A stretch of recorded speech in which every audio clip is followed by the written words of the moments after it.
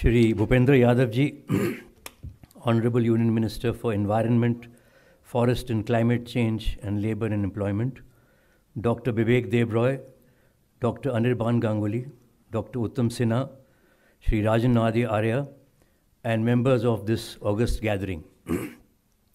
It is indeed a privilege to be here at the release of the book Modi, Energizing a Green Future. Honorable Prime Minister Shri Narendra Modi has been the untiring torchbearer for ushering in a green India and a green earth. The nation's commitment to the world community is strengthened by Prime Minister Modi's announcement in COP26, achieving net zero emissions by 2070, raising India's non-fossil fuel-based energy generation to 500 gigawatts, meeting 50% of the country's energy requirement through renewable sources by 2030, and reducing carbon intensity by 45%. The UN Emission Gap Report has concluded that India is well on its way in achieving nationally determined contribution targets with its laser-focused policies. India, under the dynamic leadership of our Prime Minister, is a trailblazer in the field of climate action to reduce carbon emissions. Very few countries have this stellar achievement, which has been spearheaded by Prime Minister Narendra Modi ji.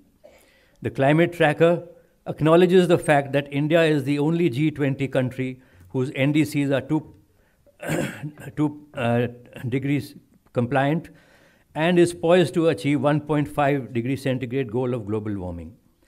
The Prime Minister's initiative for climate change include setting up of 500 gigawatts renewable power generation capacity, land degradation neutrality, the National Green Hydrogen Mission, self-reliance in energy production by 2047, 100% electrification of Indian railways by 2024, net zero by 2070 as already mentioned, 20% ethanol blending targets has been advanced to 2025, 5,000 compressed biogas plants, the FAME2 scheme, and promoting key sectors with a strong backward and forward linkage.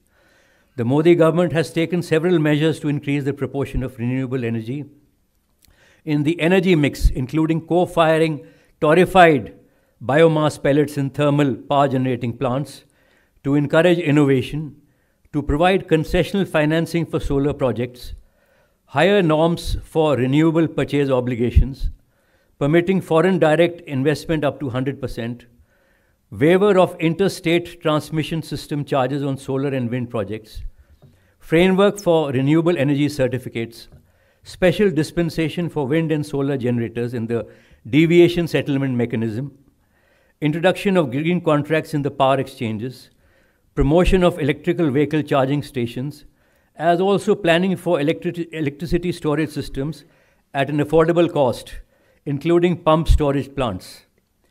Prime Minister Narendra Modi ji has encouraged an investor-friendly policy in infrastructure, especially in the power sector. The world community has rightly shown faith in our Honorable Prime Minister's unflinching resolve. India has a well-established and independent regulatory framework with vibrant and dependable capital markets, a robust banking system, skilled workflows, and a large consumer base.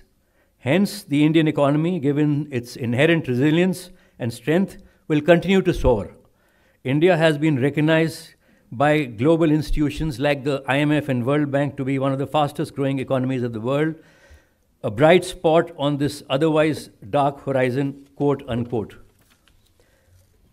India is therefore rapidly crafting a sturdy ecosystem to enable the transformation through technology readiness, capacity upgrade, climate finance, regulatory reforms, and new and innovative business models, which will together help in achieving India's climate and sustainable development goals.